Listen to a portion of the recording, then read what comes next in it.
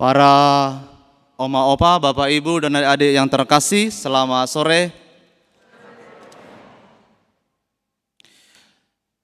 Pada perayaan yang suci ini, mari kita merenungkan sejenak tentang pengenalan kita akan Tuhan.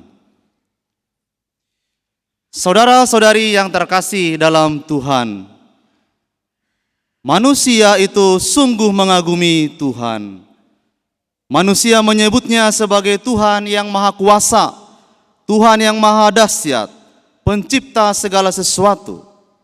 Tetapi pada saat yang sama, manusia juga menyadari Allah yang penuh dengan misteri. Allah melakukan karya-karya yang mengagumkan di tengah dunia ini, tapi juga menghadirkan peristiwa-peristiwa yang tidak dapat kita singkapkan sepenuhnya jawaban dan kebenarannya. Akan tetapi dengan akal budi manusia, ia berusaha mempelajari Tuhan. Siapakah Tuhan itu? Manusia menjadi pandai, manusia menjadi cerdik, lalu mereka merumuskan banyak teori tentang Tuhan.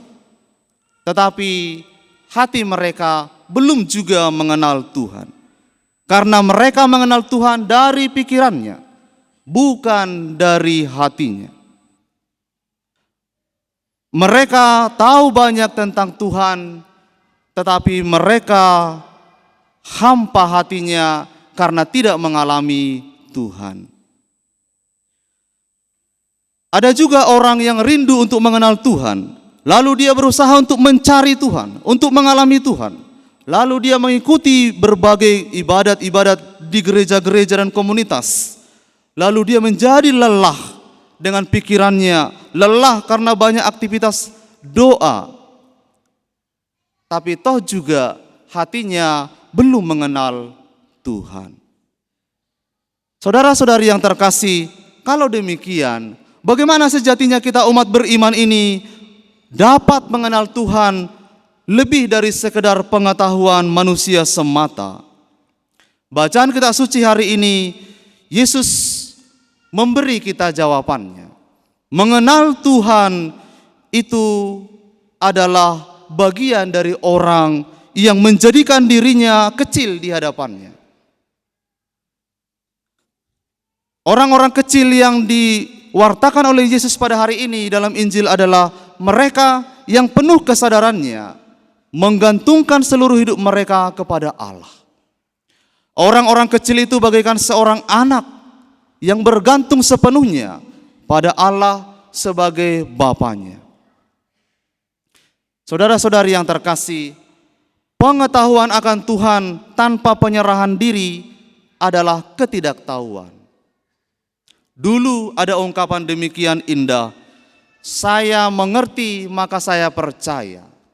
Tapi dalam terang iman, gereja merumuskan dengan baik, saya percaya maka saya mengerti. Dua hal yang tampaknya berbeda, tetapi sejatinya ingin mewartakan kepada kita para saudara-saudari, akal budi dan iman itu dua hal yang harus saling melengkapi. Manusia modern seringkali mengedepankan akal budinya untuk mengerti Tuhan dengan kecerdasannya, dengan kemampuannya, dengan teknologi yang modern. Tetapi manusia berada pada titik tertentu tidak mengerti Tuhan. Oleh karena itu para saudara-saudari, percaya adalah langkah awal untuk mengerti Tuhan. Dan itulah yang dilakukan oleh orang-orang kecil seperti yang kita dengarkan dalam Injil hari ini.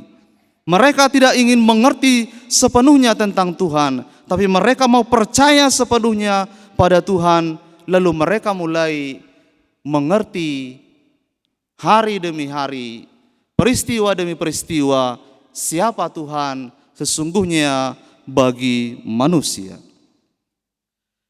Suatu kali para saudara-saudari, seorang romo berkunjung ke sebuah keluarga. Di situ dia menjumpai seorang pemuda yang terbaring sakit. Dia tidak bisa berbuat apa-apa, semua aktivitasnya harus dibantu oleh ibunya. Sesekali dia menghela nafas, seolah-olah dia ingin menunjukkan kepada Romo ini, saya sedang memikul beban yang berat, Romo. Tapi pada saat yang sama dia juga sesekali memberikan senyum kepada Romo itu. Dan dalam percakapan dia berkata, Romo, awalnya saya tidak bisa terima kondisi seperti ini. Saya ini aktif sekali melayani Tuhan. Hari-hari saya banyak saya berikan kepada Tuhan. Saya tidak ingin menyalahkan Tuhan, tapi sebagai manusia saya merasa ini tidak adil. Dan ungkapan itu tidak ada jawabannya. Seolah-olah ungkapan itu tercetus di tengah kebisuan. Tidak ada yang mendengar, tidak ada yang memberi tanggapan juga. Pada waktu itu dia membutuhkan Tuhan, Tuhan juga tidak memberi tanggapan apa-apa. Hari demi hari dia hanya merasakan sakit dan beban yang terus bertambah. Tapi kemudian dia berkata, Romo, beberapa saat kemudian saya tidak ingin mengulang perkataan itu. Saya kemudian berusaha untuk percaya. Dalam hati saya mengatakan, Tuhan, saya tahu ini berat, saya tahu ini beban, tapi saya tahu Engkau tidak luput dari hidup kami. Dari situ dia perlahan-lahan mengalami kondisi yang lebih baik. Saudara-saudari yang terkasih, kiranya Tuhan membutuhkan orang-orang demikian.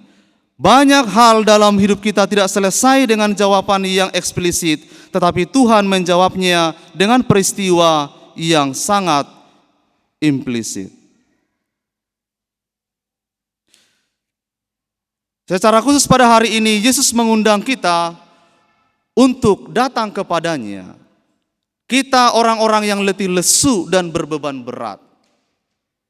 Saya merenungkan para saudara-saudari, banyak di antara kita, termasuk saya juga, sering datang kepada Tuhan. Pertama-tama kita ingin membawa beban-beban kita, menyatakan bahwa kita memikul beban yang berat. Ingin juga mungkin menunjukkan bahwa kita memikul tidak sedikit, dan kita ingin supaya ini diringankan. Tapi mungkin kita perlu juga berefleksi. Kita datang kepada Tuhan, jangan hanya untuk supaya diambil beban itu. Berani jugakah kita untuk berkata kepada Tuhan, Tuhan, kuatkan saya untuk memikul beban-beban itu. Saya yakin para saudara-saudari, hidup orang beriman itu adalah ini, bahwa kita ingin dikuatkan oleh Tuhan, memikul beban kita seperti Tuhan memikul salib kehidupan itu. Yesus hari ini mengundang kita orang yang letih lesu bukan untuk meringankan, tapi Tuhan mengajak, datang, belajarlah daripadaku, karena aku lemah lembut dan rendah hati. Beban apapun para saudara, pergumulan hidup kita, kalau dipikul dengan lemah lembut dan murah hati, bukankah beban itu akan terasa ringan? Setiap beban hidup yang kita pikul tidak akan memberatkan hidup kita kalau kita pikul dalam terang iman. Maka para saudara-saudari, hati yang lemah lembut dan rendah hati, itulah yang menjadi kunci utama bagi seorang Kristiani yang baik. Santo Paulus hari ini mengingatkan kita akan bahayanya hidup dalam daging. Karena hidup dalam daging hanya akan menyibukkan kita, manusia ini, untuk mementingkan diri kita sendiri, mencari apa yang menyenangkan diri kita, mencari hal-hal di mana kita boleh tampil sebagai orang yang pertama, orang yang terdepan, orang yang tertinggi, lebih daripada yang lain. Padahal para saudara-saudari, kondisi hidup kita tidak selalu membuat kita menjadi orang yang terdepan, orang yang pertama. Iklan selalu mengajak kita untuk beli yang nomor satu. Tetapi hidup beriman bukan hanya nomor satu, bukan pertama-tama untuk nomor satu, tetapi pertama-tama adalah menjadi orang yang utama, yang mengutamakan Tuhan dalam hidupnya. Santo Paulus hari ini, para saudara-saudari yang terkasih, mengundang kita lebih dari sekedar hidup dalam daging, tapi hiduplah dalam roh.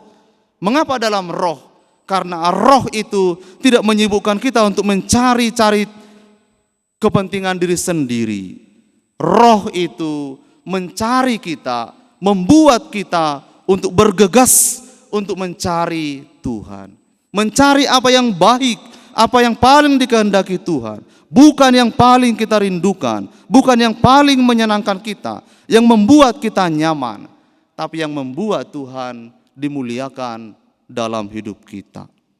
Saudara-saudari yang terkasih, biarlah kita menjadi orang kecil di mata dunia. Biarlah Anda menjadi kecil dalam kehidupan, tetapi biarlah kita besar di mata Tuhan, karena seluruh hidup kita ini bergantung kepada Allah.